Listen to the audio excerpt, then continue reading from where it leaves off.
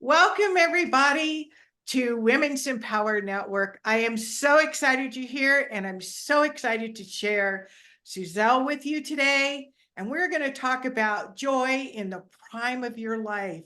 So, what led you to this?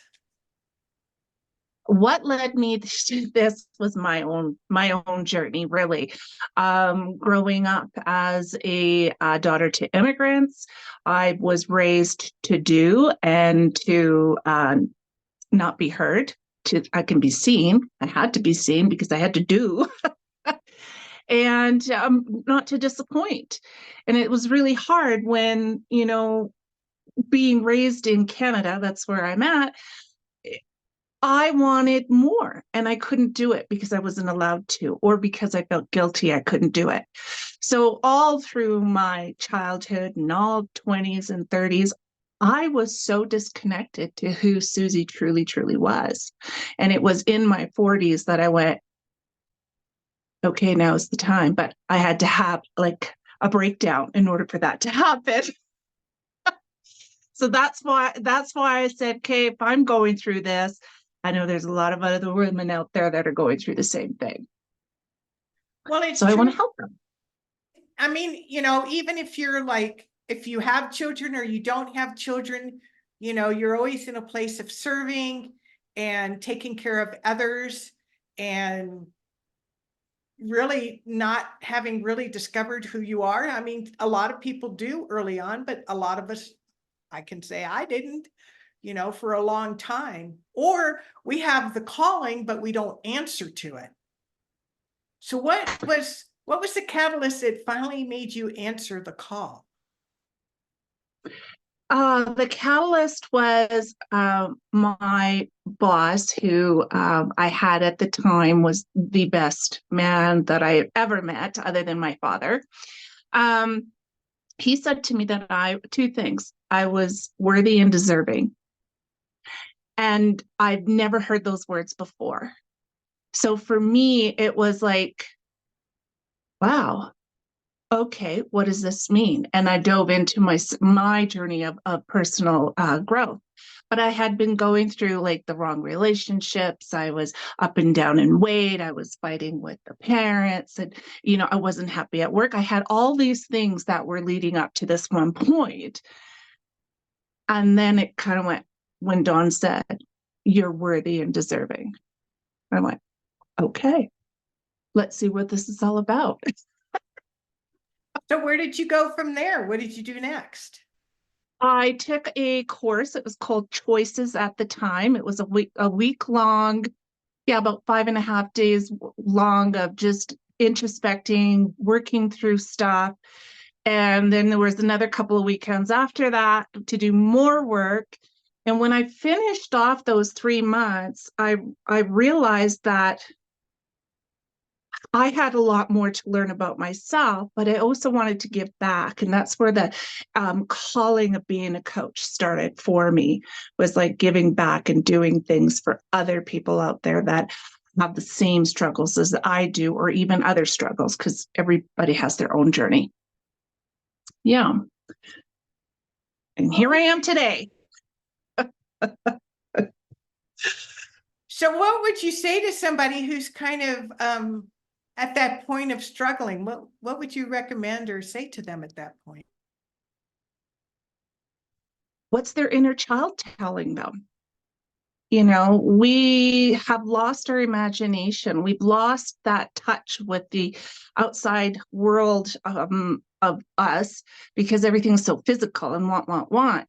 But inside, we were born already knowing what it is that we're here to do. I go through the whole process of that spiritual being that we are, living in a human experience, as I was taught. And in doing that, we listen to that little girl in ourselves. Like, my little girl always wanted to be entertaining. She wanted to be teaching. She wanted to be singing, right? So I squashed all of those things to be part of what was expected of me. So for me, that's what I say.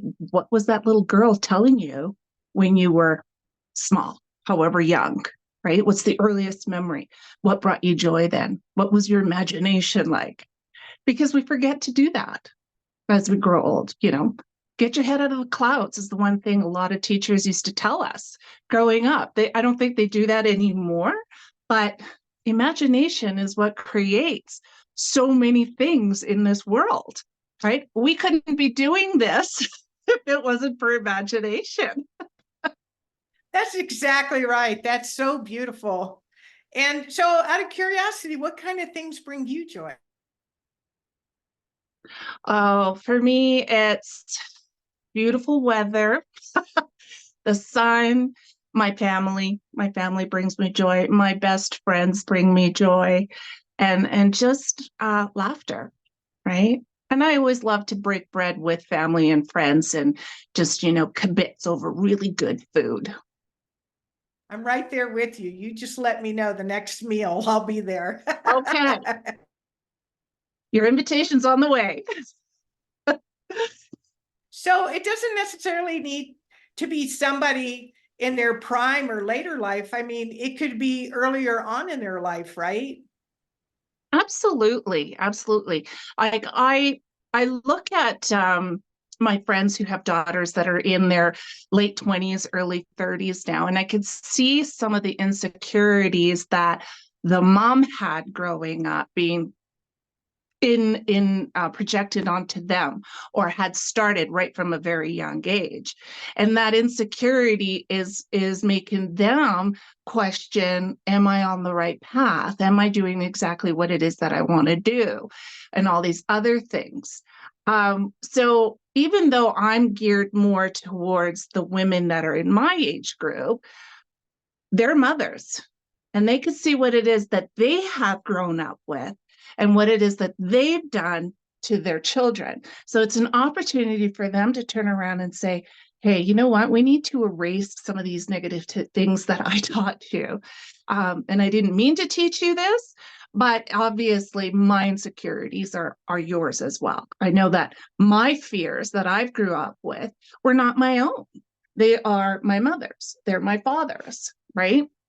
So it took a lot of work for me to realize that what I thought, what I believed, wasn't my own. And you have to kind of rebuild from that. So, but it's a great journey to take. Now I'm thinking back and remembering pivotal moments in time. Like at one time I was only 22 years old, and I had this realization that if my thoughts are my mom thoughts, because I heard her in my head, I'm like, well, then what are my thoughts? And at that time I had no clue because I didn't have really my own thoughts. So Mhm. I appreciate you saying going back to as you were a child and what lit you up and what got you excited and starting there. Yeah. It's so important because I mean, I've studied with Bob Proctor. I, did his courses. I'm now doing Mary Morrissey. I'm always learning myself, even though I have certification to be a coach. But there's so much out there that I'm still learning, because life isn't perfect, and I'm still letting those five senses take control of what's happening outside of me rather than saying, okay, intuition, what do I really need to know here? Because we get so caught up on the day-to-day life and challenges that are out there right now. Yeah, you get in autoplay. You don't take time to stop and think about, you feel like you're on that hamster wheel. Exactly. It's that reaction, right? We react to whatever is going on versus sitting back and responding to it in a different way. It's just that reflex that we've been born and raised to do. It's like I want to attack, but I can't attack because something is, in my mind, not right.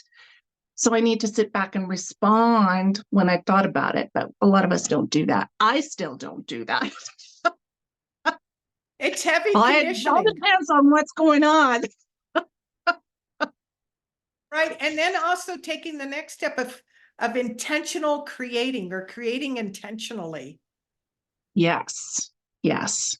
And that is something a lot of people have such a hard time doing, because I intentionally create my work to share with women to make them shine, right?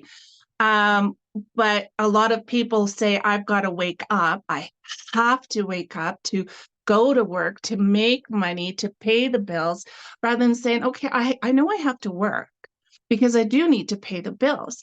But what I'm working at over here, is this really fulfilling me? We don't have to be doing what society has led us to believe that we have to do. We don't have to be working in an office or as a nurse or anything like that. We have to be working at what it is that we really want to be working at, to bring that joy and that fulfillment into our lives. And what's coming to mind too is a lot of us are told, that I remember as a kid that I always had an artsy side. I wanted to be an artist, and that old cliche about the starving artist. So my mother picked for me that I was going to go to school to be an accountant. But I was blessed enough that I ended up getting the opportunity to be a graphic designer when the computers first came out. And I was never told I couldn't draw on a computer. And I was so blessed to have a 19-year career of being a graphic artist, and so I know there's a lot of men and women who have families that their intentions are well met, but it's like you said, it squashes the joy within them. It does, because if I stop and I think about things that my mother would have said to me growing up, it's like, you've got to have a good job so you can save money and earn enough that you can retire comfortably. But as we all know today, our pension plans are at risk. So I don't know in 10 years' time if I will be able to retire comfortably, even though I've invested. You know, we have to be able to say that, yes, I've got to work, but I want to do something that's going to fulfill me and still make an income at it, and not have to face 65, 67 with that. The word is escaping me, but it's almost like that final word of saying you are now retired and you have to retire and not do much of anything else. I see myself doing what it is that I'm doing today for the next 20, 25 years. I'll retire when I feel like I'm retiring. Like, a number does not say my life is over. I just interviewed somebody last week that just wrote her first book in her 80s. And she is Isn't that happier and fantastic? busier now than when she was younger, working the quote unquote job to pay the bills. Yeah, yeah. And I mean, thankful that she is has come to that realization, right? And that she's had the opportunity. But I think about so many other people that don't, because they think I'm too old. I can't do this now, right? Well, what are people going to say? Who cares what people are going to say? What do you feel and think about that, right? So Or kudos just, to her.